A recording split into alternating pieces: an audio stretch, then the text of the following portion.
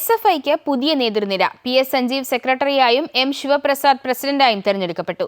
സ്വകാര്യ സർവകലാശാലകളിൽ സംഘടനാ സ്വാതന്ത്ര്യവും സർക്കാർ നിയന്ത്രണവും ഏർപ്പെടുത്തണമെന്ന് SFI പ്രമേയത്തിലൂടെ ആവശ്യപ്പെട്ടു.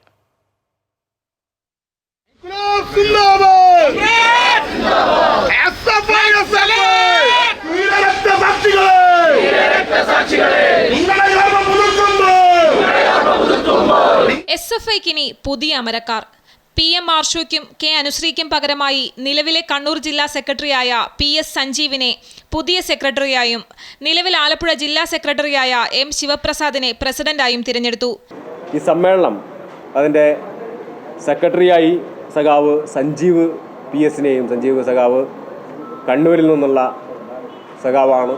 കണ്ണൂർ പാലയാട് ക്യാമ്പസിൽ LLB 5 ഇയർ LLBയുടെ അവസാന സെമസ്റ്റർ പഠിച്ചുകൊണ്ടിരിക്കുന്ന വിദ്യാർത്ഥിയാണ് സഖാവ് PS സഞ്ജീവ്. നിലവിൽ SFI കണ്ണൂർ ജില്ലാ സെക്രട്ടറി കൂടിയാണ് സഖാവ് സഞ്ജീവ്.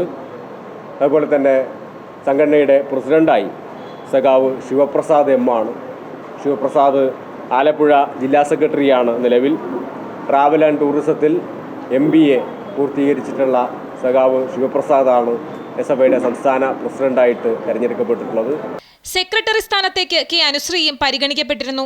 SFIയുടെ ചരിത്രത്തിലാദ്യമായി ഒരു വനിതാ സെക്രട്ടറി വരുമെന്നുള്ള സൂചനകളുണ്ടായിരുന്നു. എന്നാൽ അഭ്യൂഹങ്ങൾക്ക് വിരാമമിട്ട് PS സഞ്ജീവിനെ സെക്രട്ടറി സ്ഥാനത്തേക്ക് തിരഞ്ഞെടുക്കുകയായിരുന്നു.